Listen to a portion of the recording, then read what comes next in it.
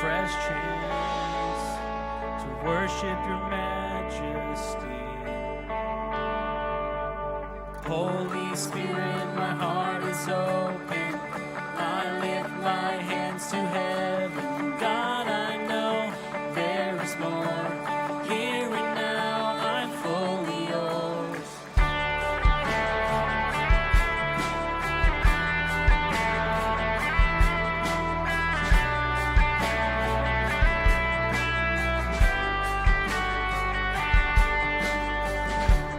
This is my confession. I don't want to leave the same.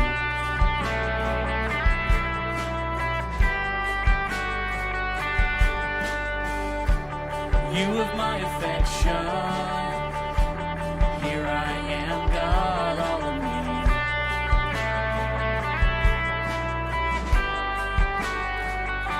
A fresh chance to worship your majesty.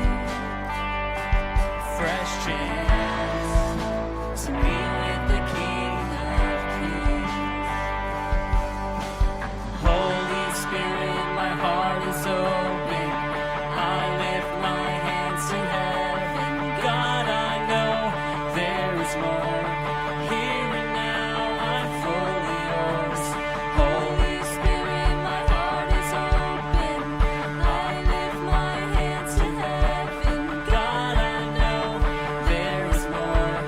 Here and now, I'm fully yours. Holy Spirit, my heart is open. I lift my hands to heaven. God, I know there is more. Here and now, I'm fully yours. Holy Spirit, my heart is open. I lift my hands to heaven. God, I know there is more. Here and now, I'm fully yours.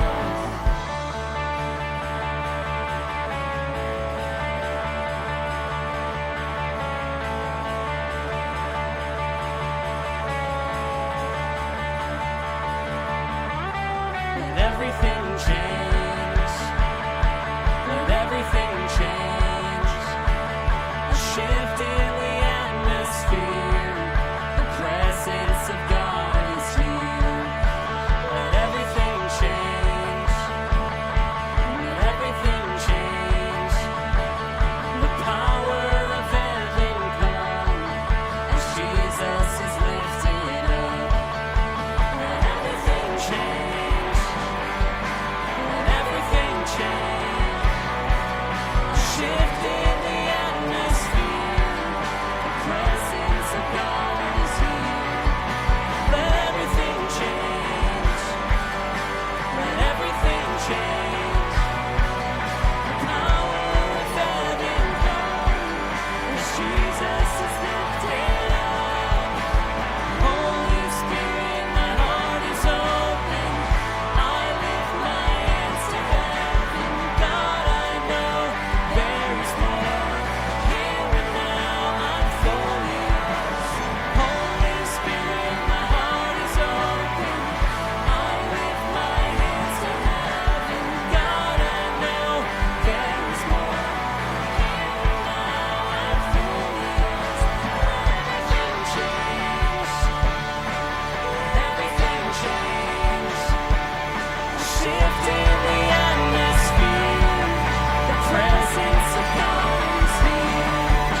Let everything change. Let everything change. The power of heaven come as Jesus is lifted up. Hey, welcome to Venture Church. We're so glad you can be with us this morning. Are you guys clapping because I got it right? Yeah. We're going to start by singing a couple songs, so I invite you to stand and sing with us. You might be like, why are we singing songs? If you're new to church or new to Venture, we sing as a way just to worship God and to focus our minds and our hearts and to focus and to direct our thoughts on God and who He is and the promises of God. And one great way to do that is to sing to Him. So just feel free to participate however you feel comfortable, whether that's sing along or just trying to follow the words or just looking at the words and just thinking about them. It's all the same, just focusing on God. So join us as we sing a few songs.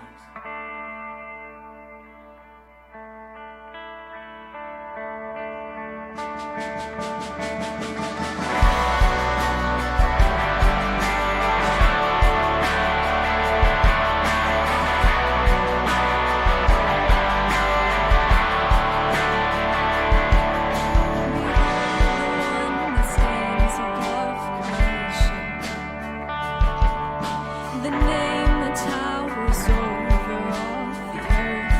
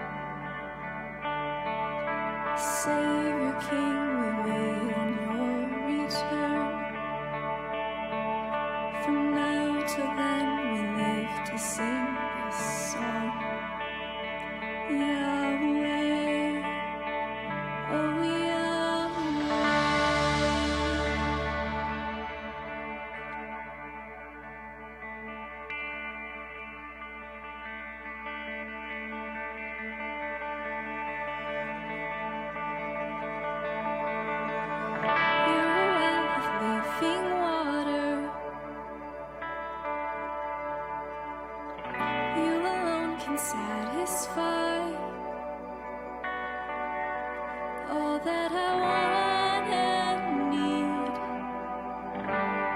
You're my one desire.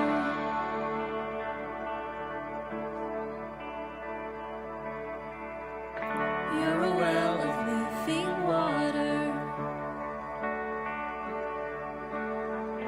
You alone can satisfy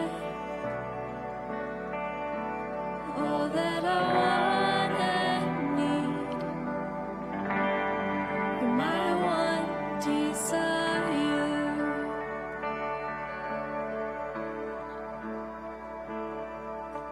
Every good thing is found in you. Every good thing is found in you. I find rest for my soul.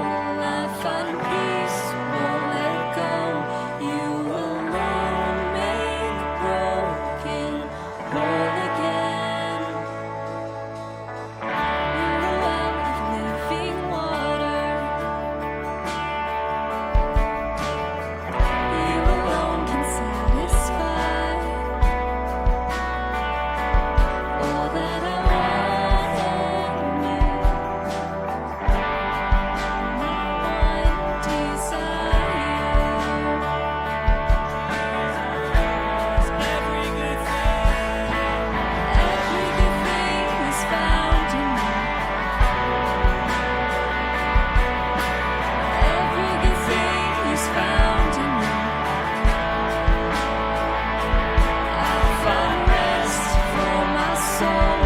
I find peace, won't let go. You alone make broken whole again. every good thing, Every good thing is found in you. Every good thing is found in you. I find rest for my soul. I find peace, won't let go. You alone make broken whole again.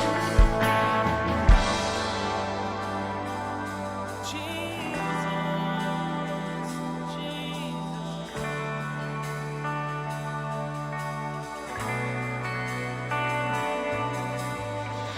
You are the only way, Jesus.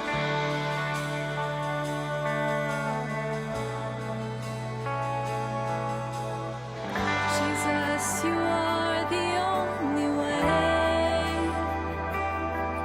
to life and hope and healing, a well of everything that I need. Jesus, you are the only way, the one thing I desire, the only one I'm after. Jesus, you are the only way to life and hope and healing, a well of everything that I need. Jesus, you are the only way. You're the one thing I desire, the only one I'm after.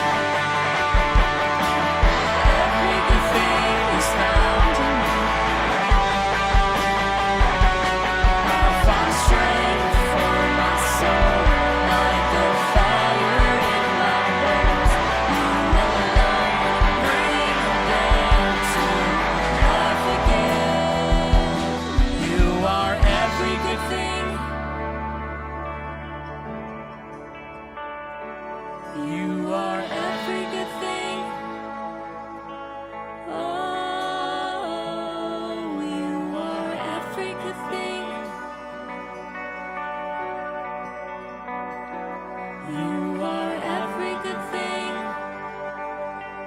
Oh, you are every good thing.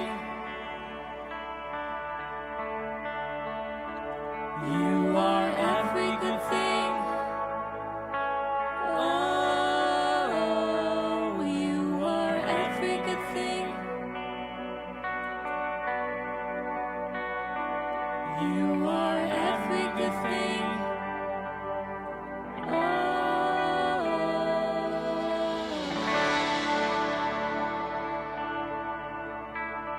We're going to sing the extended version of Turn Your Eyes Upon Jesus. And let's just take time this morning. Let's push everything else aside, all the busyness of life, the busyness of summer. I don't know if you feel it, but I feel like life can just be overwhelmingly busy with things. And a lot of the things aren't as important, realistically, as our relationship with God and knowing Him, loving Him, and serving Him. And so let's just sing the song and let's just really turn our eyes upon Jesus this morning. It says, in the light of His glory and grace, the light of who He is, let's just take a couple more minutes this morning and just look to Him.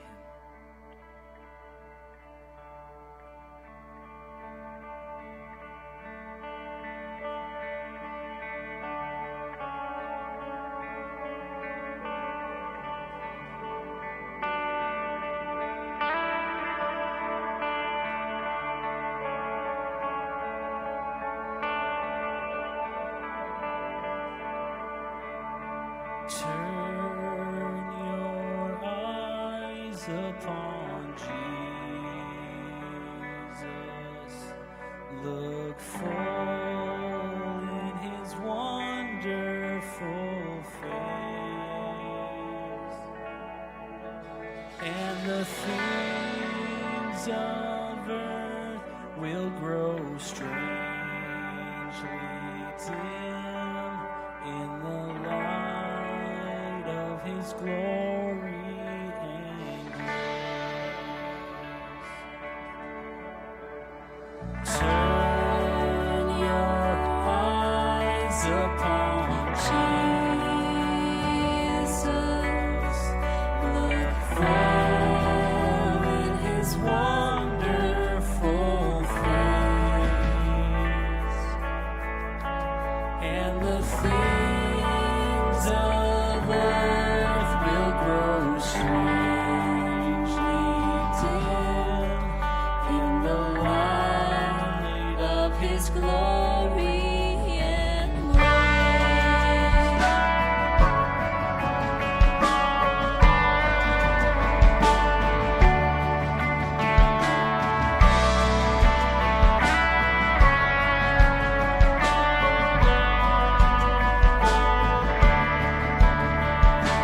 turn your eyes upon Jesus. Look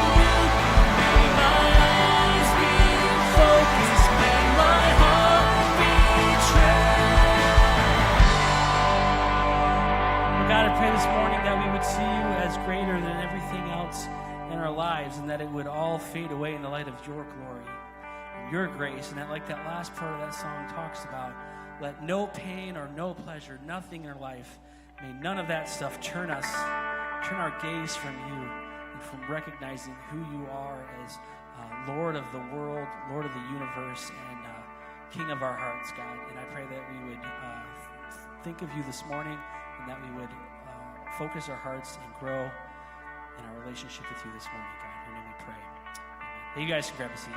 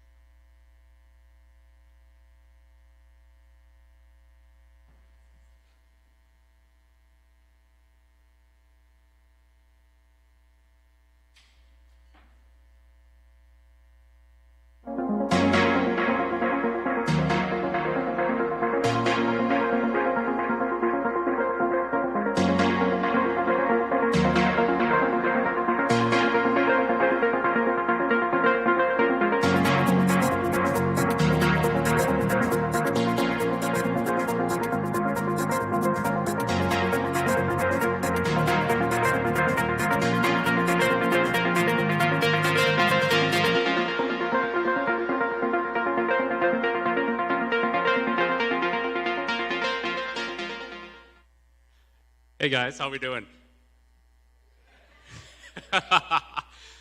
Let's give it up for our band. They were fantastic this morning, am I right? Yeah, that's right. Shout out. Well, if you guys don't know me, I'm Brandon. I'm one of the people who comes up here and just informs you of what's going on around here. So welcome to Venture Church, and we are happy that you are here. You know, I've been doing some thinking lately because my life has changed drastically over like the last year or so, right? And I'm like sitting there thinking, you know, how has God come into my life, and how have His words influenced me and changed some of the decisions that I've been making and the ways that I've been living versus how I was a year ago, right? And so I was thinking about that, and I was looking back, and I think I just perceived the world extremely differently than I once did. In a good way, I would say. I see a lot more of the good in people, and I would like to think that my community here, my little church family I've got here, I'd like to say that that's a big part of it. So just thought about that for a second, thought I'd share it. So thank you guys. Okay, so off of my personal stuff and time to get into the news, right? That's what you all are here for. So, like I said earlier, we're happy you're here. If it's your first time here, you're kind of still just checking us out. We would love for you to stop at the Next Step Center, just outside in the lobby. And also, feel free to come say hi to me. I'm a pretty approachable person, I like to think. If not, then, well, I'm sorry. Come talk to me. I promise I won't bite. So, yeah. If you're new here, thank you for coming. We would love to get to know you a little bit better. All right. So, this has been a very fun time for us. For those of you who don't know, we recently have gone through a whole change, and we used to be the Journey Northside, and now we are Venture Church. So, different name. Hence why everyone was clapping for Aaron getting the name right this time. So, good job, Aaron. So, yeah, it's been a very interesting time, very turbulent, but a good type of chaos. And so, we are, still working on, how do I say it? We are still working on some things, and we want to make some more changes as to what we're doing around here.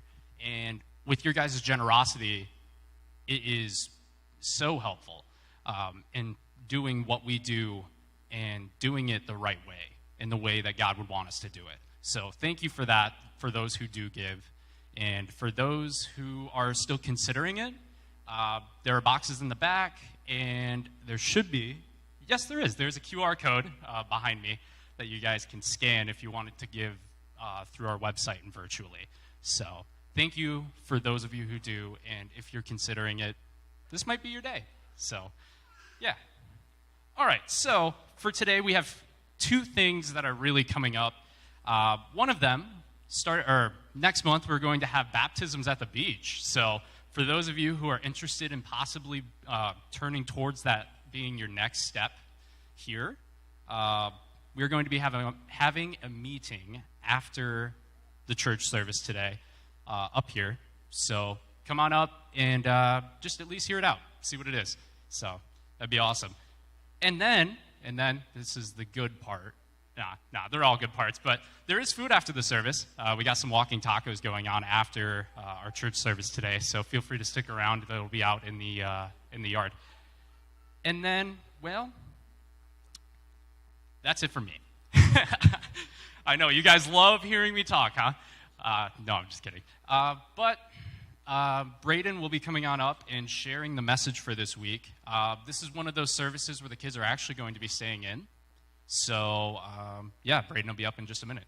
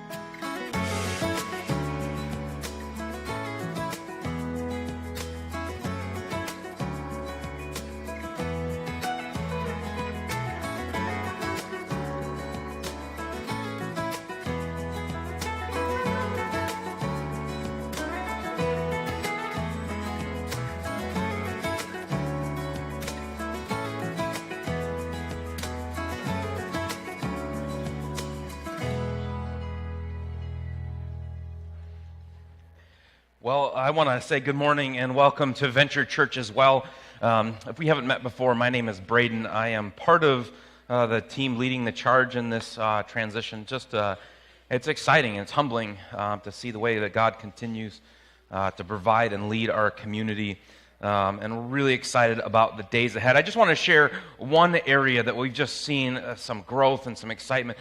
Next week, my wife is actually going to be on stage for a minute to share something that we're planning coming up that we're just excited for, a little bit of shift with the way that we're trying to create a welcoming community here. But I just want to share one thing that we've been seeing over the last year that I'm really excited for, and I think the best is yet ahead of us. And that's that for the life of Journey Northside, trying to connect with some of our teens that are in middle school and high school was a little bit hit and miss at times. Like there were intermittent things, maybe monthly things, maybe some summer activities and stuff like that. But just honestly, we didn't have the consistency that we longed for and were dreaming for. And last fall, we had a couple adults that just stepped up, say, "Hey, we're willing to lead the charge on that and just try to make more consistent things happen with teens and get a group of teens together." And what we've seen even over this summer is that there's a small cohort of middle school and high school students that has been growing since the spring, and now getting together and connecting. And I think I can say it like this. I couldn't have said this a year ago, but we have a youth group going now, and we're really excited for the teens that are part of that, the leaders that have sacrificed their time going, and we just are excited for this fall, especially as they're planning kind of some launch things to help middle school and high school students connect with their friends in meaningful ways and help point them towards Jesus. So that's just one of the things they're so excited to see happening here. And the teens are going to be continuing to hang out and do some different things. You'll see stuff on our website. You can connect with some of the leaders there. If you don't know who's leading the charge on this, talk to me and I'll point them out to you. But just excited to be there. So just wanted to share that with you this morning. Next week, my wife will share another change that's coming up as well. I just want to start with this question. I've been, over the last couple years, I've been meeting with a friend of mine. Every time we met together, he started with this question. He said, "What's it like to be you?" I think about that question. I just want you to reflect on that question for a minute, because it's such a disarming question. What's it like to be you? You might get into personality dynamics. Well, I'm kind of made up like this, and sometimes I say the wrong thing, or I put myself in the wrong. Maybe that's what you want to go. Maybe you're going to go to maybe talents. Well, I'm really good at this kind of thing. Maybe you're going to go to maybe past hurts, hang-ups. Like, well, I still struggle with my relationship with this person in my life. That's just such a disarming question because it lets you lead the charge.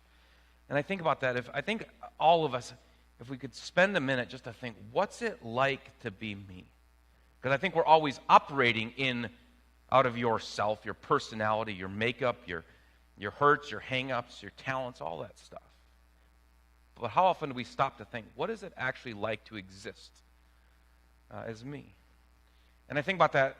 Some of you are going to hang out for walking tacos later today, and we're doing that just as a part to build relationships. What I'm going to tell you is if you're hanging out for walking tacos, talk to somebody you don't know very well, or maybe you just meet somewhere. Maybe I just gave you a question to break. Yes, what's it like to be you? Just take a few minutes.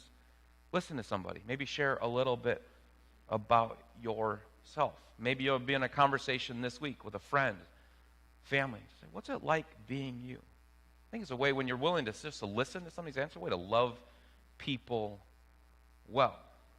But I think we can dig a little bit deeper in that. Like we all have our own existence, and we're thinking through and we're trying to live our own lives. And a lot of times we're so busy living our lives that maybe we don't take the time to actually think about what does it mean to be human?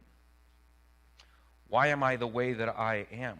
Why are we here? What's it all for? What does it all mean?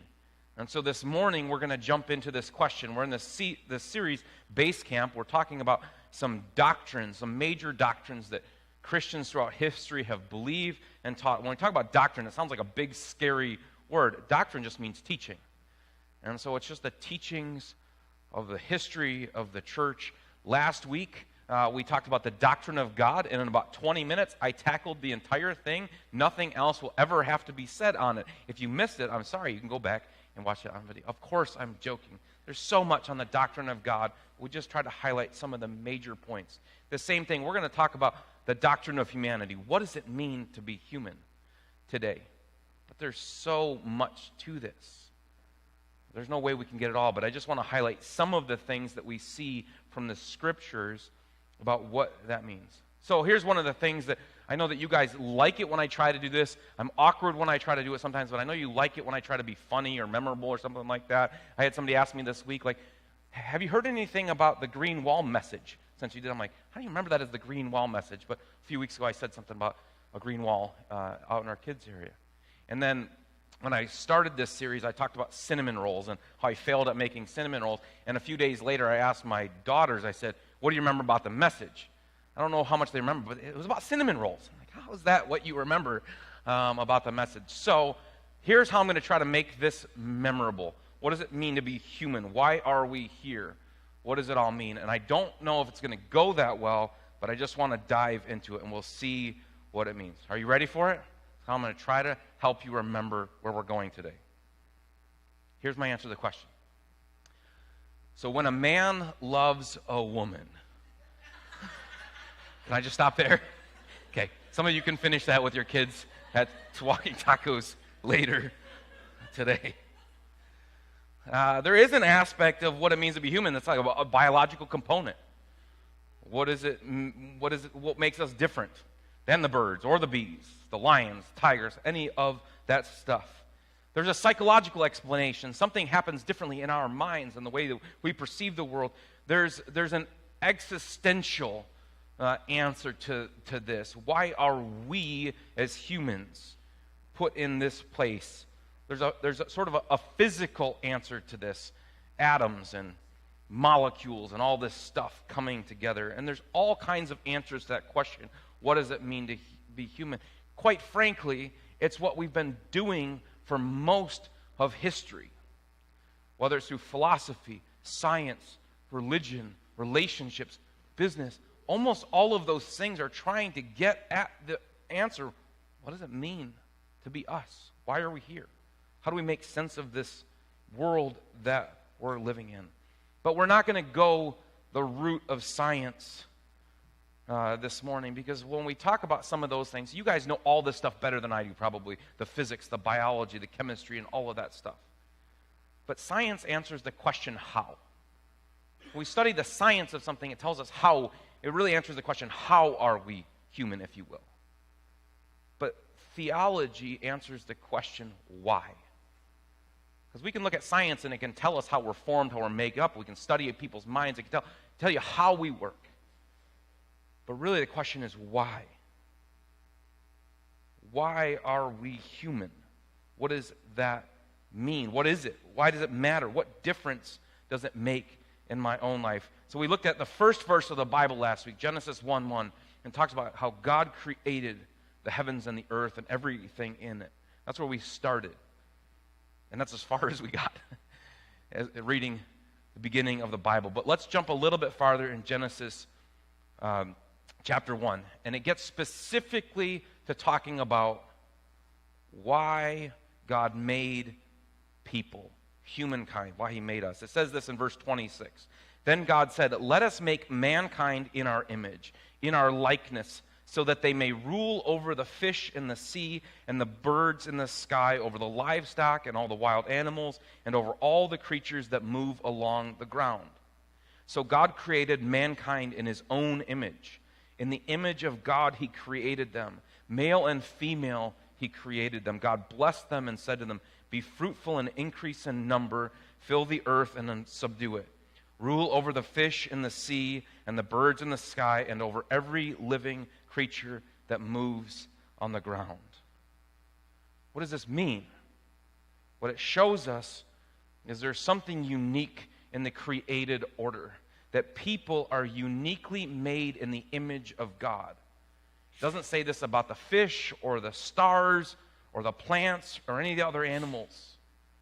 But what we see from the account of Genesis is that people are made in the image of God. And we're going to unpack that in just a minute. But I want you to see this. If you go to Genesis 1:25, right before we see this, this is what we see. God made the animals according to their kind, the livestock according to their kinds, and all the creatures that move along the ground according to their kinds. And God saw that it was good. So God's in the process of creating the world and says, it is good. But then those next verses, the ones we just read a second ago, talking about how we are made in the image of God. And right after those verses, in Genesis 1:31, says this: God saw all that he had made, and it was very good. And there was evening and there was morning, the sixth day. So we see that there's something special. We see that God's creating, and it's good, and it's good, and good. Then he gets to humankind and gives us this special role that we're going to talk about. And he says, after he creates human, now it's very good. And so we see that in God's creation, humanity is the crowning achievement. And I know some of you are sitting next to somebody like, that guy? How's that possible? Or you even think about yourself like, that doesn't make sense. Look, the truth is we're not the most beautiful of creatures. Well, my wife is, obviously. But if you think about who we are, we're not the strongest of all the creatures, the biggest. All the things, when we compare them to the rest of the Creator, there's ways in which we could say that we're inferior in different ways. And yet, something about the way that God created us makes us the crowning achievement, where you look at all of his creation, say that's good, and then get the people, and now that people are part of the equation, say it is very good. And so I want to unpack what it means to be created in the image of God. But there's kids in here. Because of that, I know sometimes it's hard to pay attention to a long talk, but I also think there's a video that does a whole lot better summarizing this than me. So there's a really cool website called the Bible Project, and they just try to unpack the Bible in really relatable, meaningful, and cartoonish kind of ways. It's great for adults and kids, but it's a 5-minute video. I just want you to see what they say about what it means to be created in the image of God. So just check out this video for a second. So if you lived in ancient Bible times, odds are you lived under the authority of a king. And many of these kings claimed that they were gods, and they would even call themselves the image of God. Meaning they had authority to tell people what to do, order things to be made. Yeah, they got to define good and evil. And these kings would often make statues of themselves, which in Hebrew were called tselem, often translated as idol or image. But for Israel, they didn't view their kings as the God. In fact, they were never supposed to even make images of God. It's exactly right, and that was really unique for that time and culture. This is rooted, first of all, in Israel's belief that you can't reduce the Creator God down to any one thing in creation. But there's another reason. People aren't to make images of God because God has already made images of himself. When did he do that? Well, let's go to page 1 of the Bible. And the first person we meet there is God. He's the one with authority over all creation. He speaks and creation obeys. And he defines what is good and not good. In other words, he alone is king. But then surprisingly, as the pinnacle of all of God's creative work, he makes humans. And he calls all of them the image of God. So he gives all humans the authority to rule. Exactly, that's what he goes on to say. He tells the humans to subdue the earth and to rule it. And so this task that once belonged only to elite kings is here in the Bible the task of every human being. This was a revolutionary statement in its day because all humans are being called to rule and to participate in the human project. So what does this mean? I mean, how are we all supposed to rule? So the picture we get in Genesis is gardening. Gardening? Yes. Gardening. So they rule the earth by cultivating it, by harnessing all of the earth's raw potential and then making something more and new out of it. So growing food for each other. Yes, but that also includes growing families then, which become neighborhoods, and then they create communities where people are going to work and take care of each other and build businesses and cities that will expand to new places and so on. So ruling is really the day-to-day acts of our work and creativity. Yes, we take the world somewhere. This is humanity's divine and sacred task. Yeah, and this all sounds really nice. And humans have designed some pretty great things. But just as often, we create things that cause a lot of suffering and a lot of injustice. So maybe we shouldn't actually be ruling. Yeah, so the Bible addresses this. In Genesis, what happens is that God gives humans a choice about how they're going to rule. So are they going to use their authority for the benefit of others, which is God's definition of good, or are they going to turn away and define good and evil for themselves and use their authority for self-advantage? And in the story, they choose to define good and evil on their own terms. And so this is the Bible's depiction of the human condition. So sometimes we pull off amazingly good stuff, but just as often, despite our best intentions, we act selfishly and we create evil in the world. And so we're stuck as mediocre rulers making a mess of things. But that's not the end of the story. So the Bible goes on and it makes this claim that all of this was resolved when God bound himself to humanity through Jesus. And he showed us what it looks like to truly rule as a human. So what does it look like? Well, Jesus ruled by serving and by seeking the best for others, by putting himself underneath them and loving not just his friends, but also his enemies. And that's not a typical way to rule. And not only that, Jesus confronted the consequences of all of the evil and the death that we have created by our messed up ways of ruling. And he takes it. I mean, he lets it kill him. And so when the New Testament writers looked back to Jesus' resurrection, they see a whole new future opening up for all humanity. Jesus is a new way to be human. Yeah, that's why they called Jesus the image of God, or the new human.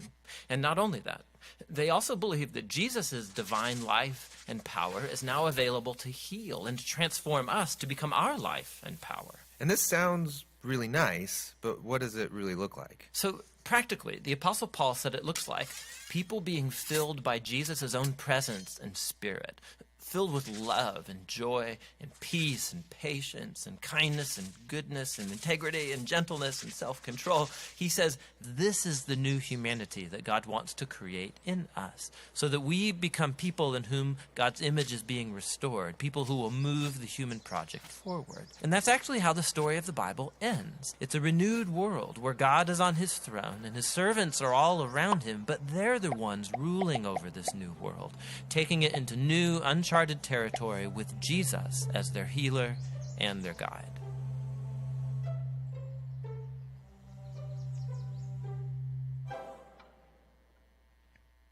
So maybe if you'd given me about 45 minutes, maybe I could have tackled that.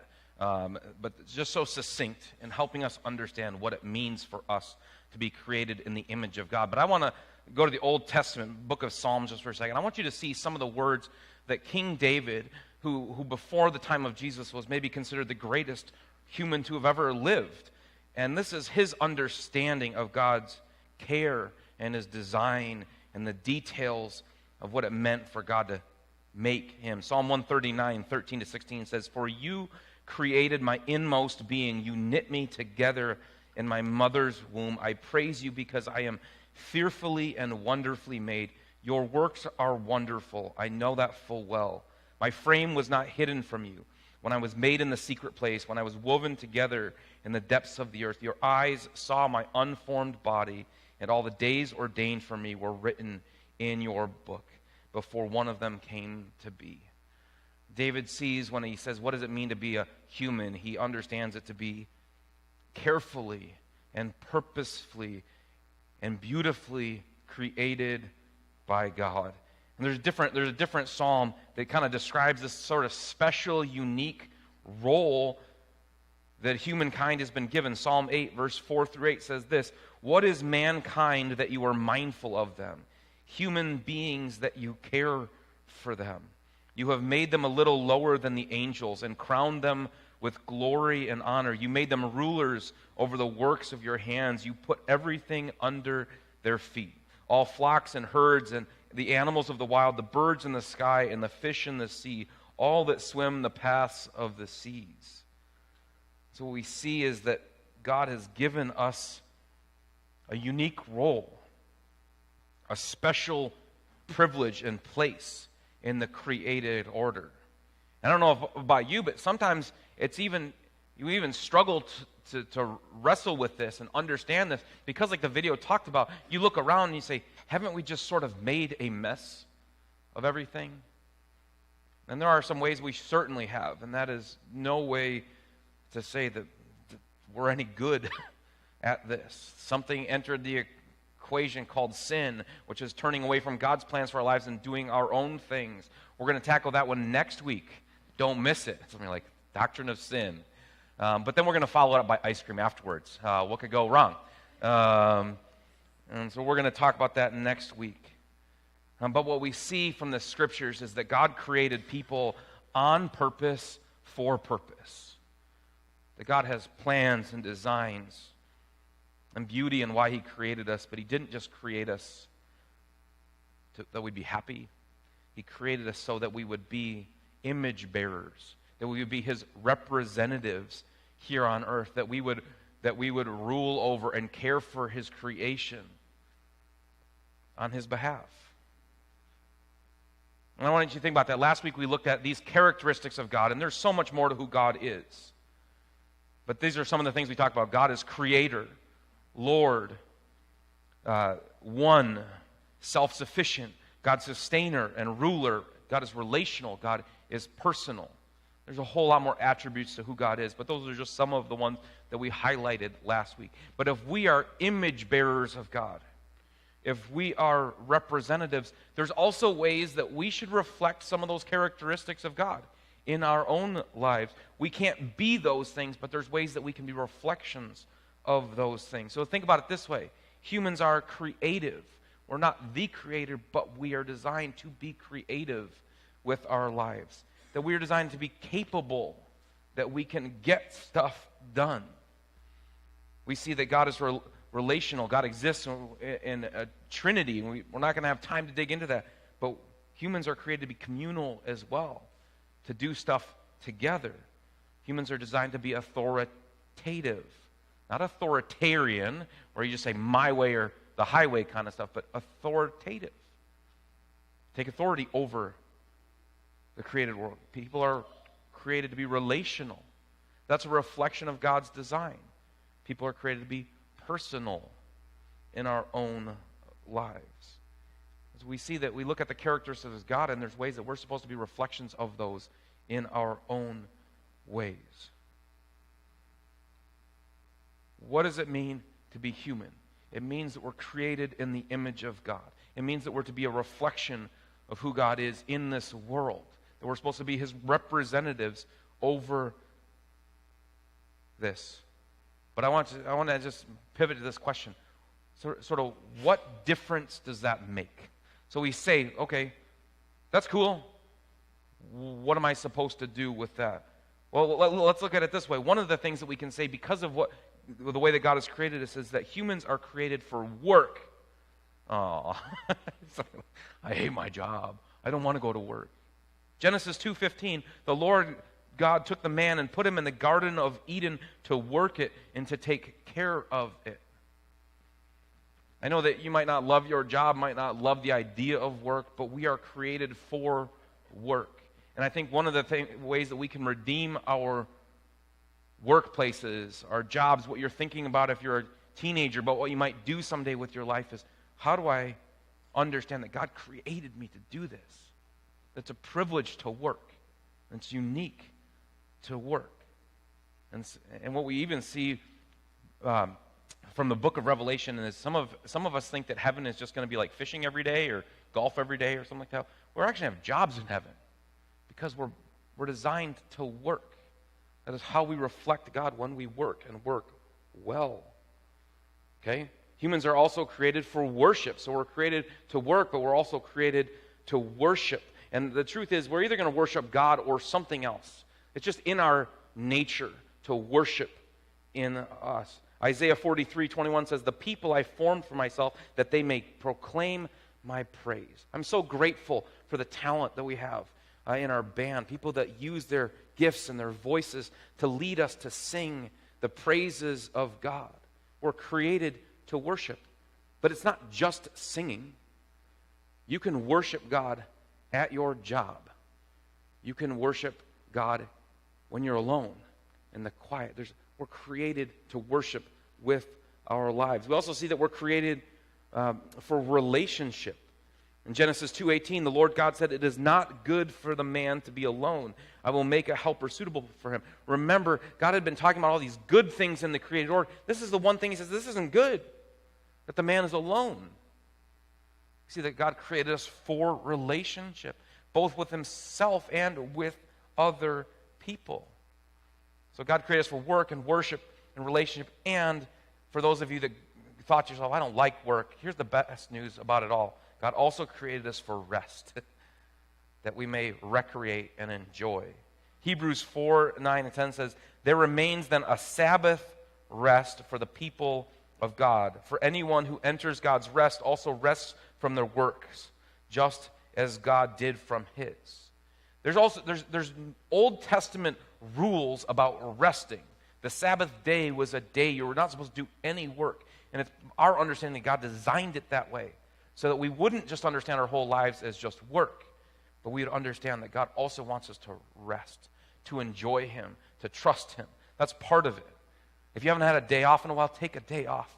It is good for you. It's the way God designed for you to live your life. But this passage also points to something beyond this life.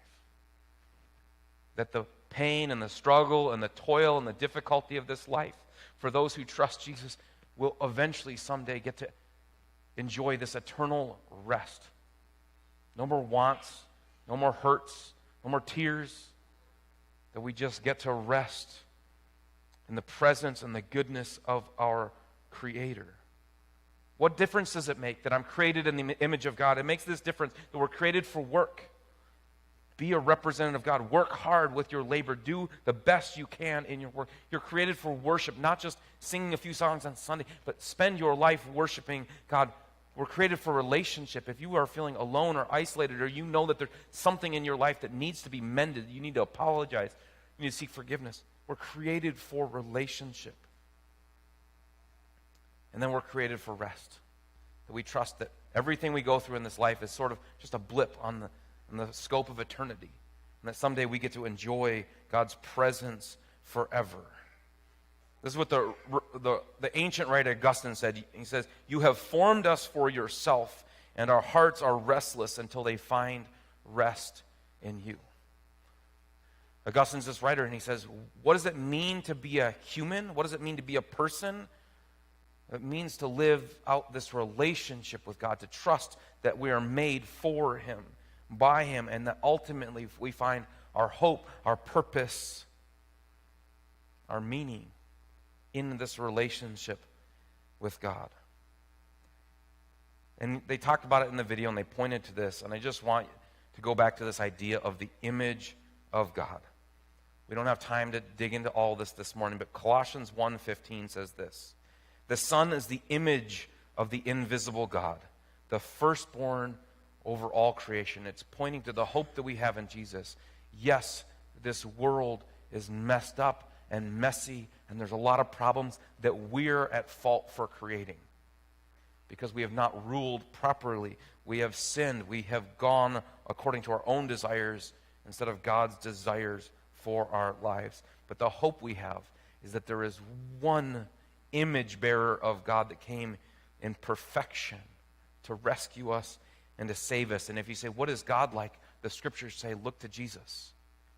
Because everything you need to know about God dwells in the person of Jesus. We're going to spend a whole Sunday in part of the series just looking at who Jesus is. But this is the hope that we cling to. We're created on purpose, for purpose, and even though the world is messed up and messy, we can look to Jesus, the one who is perfect and came to undo the curse of sin in our world, to change our lives, to change our eternities, because he's the firstborn over all of it. If you've been through Alpha, you've heard this quote before, but Mark Twain, one of the things that he's famous for saying is the two most important days in your life are the day you were born and the day you find out why. So this is how I'm going to close this up. Oftentimes I want to give you like a practical step. Say, do this or think about doing this, have a conversation, whatever. But I don't have a practical step for you. I actually just have something for you to reflect on. I did give you a good question at the beginning. Later today or later in the week, just go up to somebody and say, what's it like being you? But this is the question for each of us to wrestle with. Why were you created? You're created on purpose for purpose. You were created for work and worship. You were created for relationship. You were created for rest. But you specifically were created with an idea in mind of what God wanted to do in your life and through your life. That's something I can't answer for you. But we discover it as we follow Jesus in relationship, as we try, figure it out. Two most important days: the day you're born, the day you enter the scene, and the day you figure that out. Why? So what does it mean to be human? It means that we're image bearers of God. You're an image bearer of God. How does he want you to do that with the years that you've been given? Would you pray with me?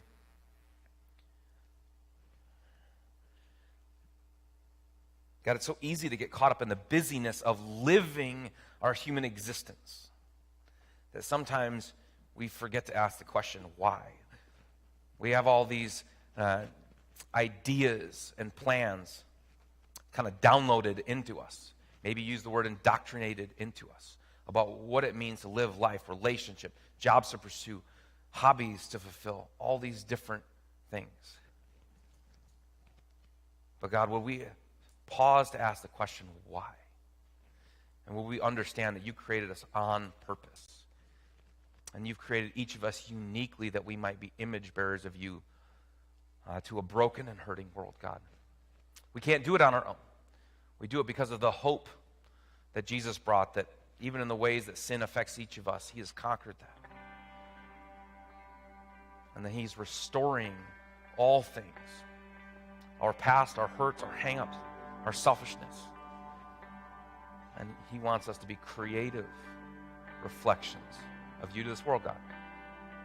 We love you and we're grateful for the one who we worship and we praise. That's Jesus, and it's in his name we pray. Amen. So you're created to worship. That's part of it. I just want to invite you to stand and sing with the band as we close things out. And we're also created for relationship. Hang out, enjoy some tacos after church today.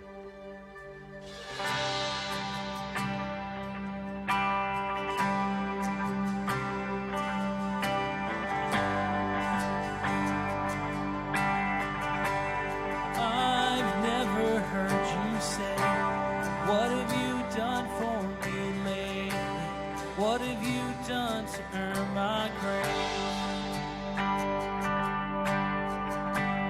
I've never heard you speak anything but your love for me, anything but identity.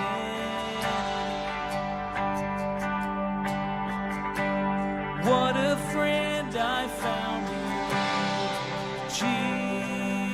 Jesus.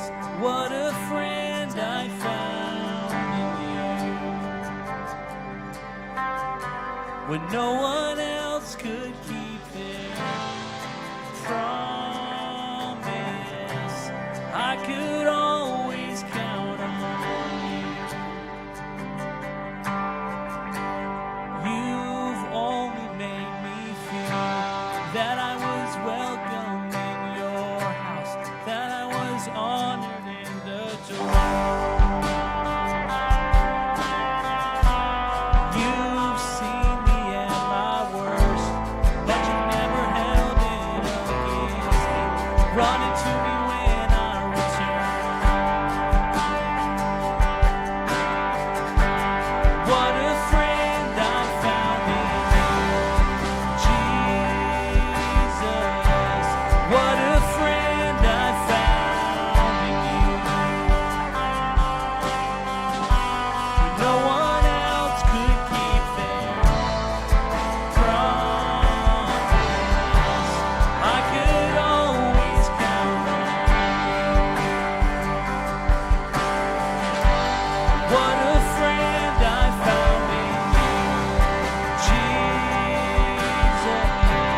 What a friend I found.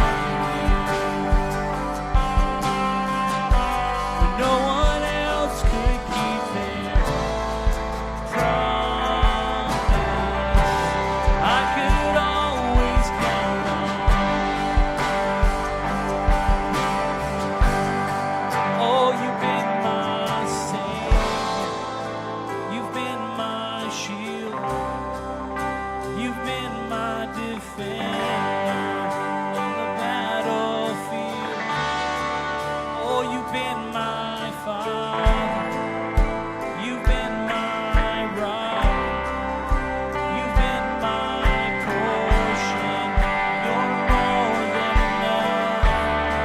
Oh, you've been my shelter. You've been my strength. You've been my provider again and again. Oh, you've been my redeemer, and I can't comprehend how the God of creation called me his friend. What a friend I found in you, Jesus. What a friend I found. No one else could keep that promise. I could always count on you. Oh, you've been my savior. You've been my shield. You've been my defender on the battlefield. Oh, you've been my father. You've been my rock. You've been my portion. You're more than enough. Oh, you've been my shelter. You've been my strength. You've been my provider again and again.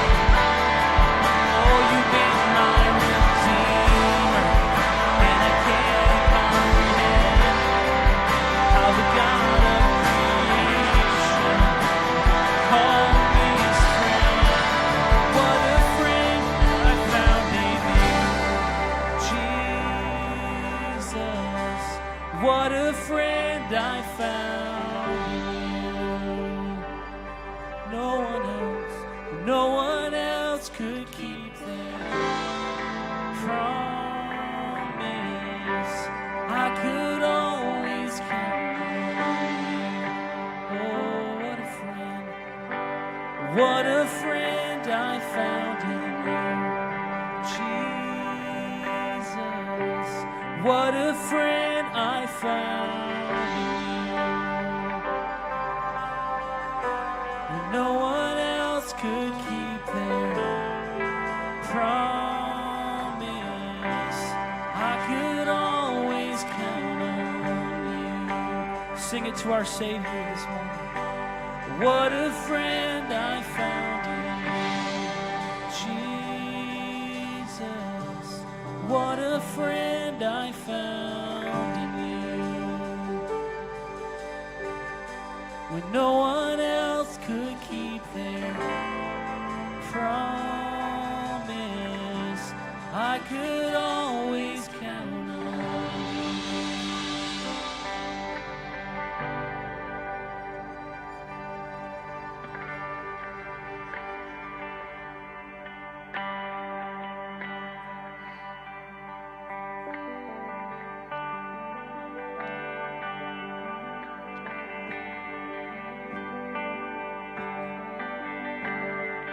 You're still the rock that I cling to when everything else falls apart.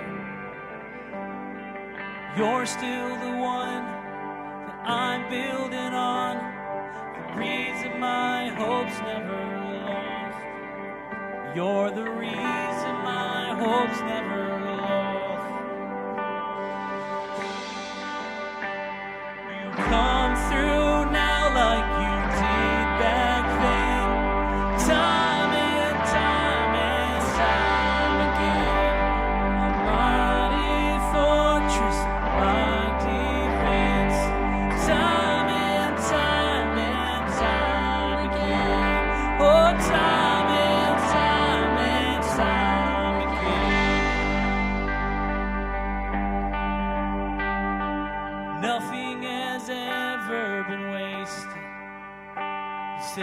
nothing that you won't restore. As the waters rise, I lift up my eyes to where my help's coming from. 'Cause you're where my help's coming from. 'Cause you come through now like you did back then.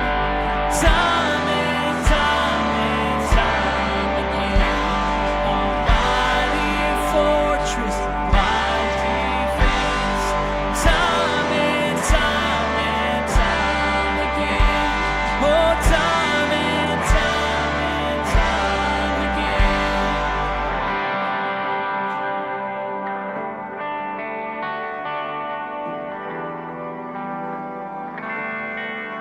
You put a new song in my mouth. You gave me something to sing about. You set my feet upon that rock. I'm standing on your goodness, God. You put a new song in my mouth. You gave me something to sing about. Set my feet upon that rock.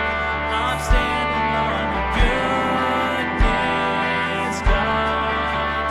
'Cause you come through now like you did back then. Time and time and time again. Almighty fortress, my defense. Time and time and time again. You come through now like you did back then. Time and time and time again. Almighty fortress, my defense. Time and time and time again. Oh, time and time and time again. Time and time and time again. Hey, walking tacos out the door to the right. Right now, we'll be doing walking tacos hanging outside. Thanks, guys.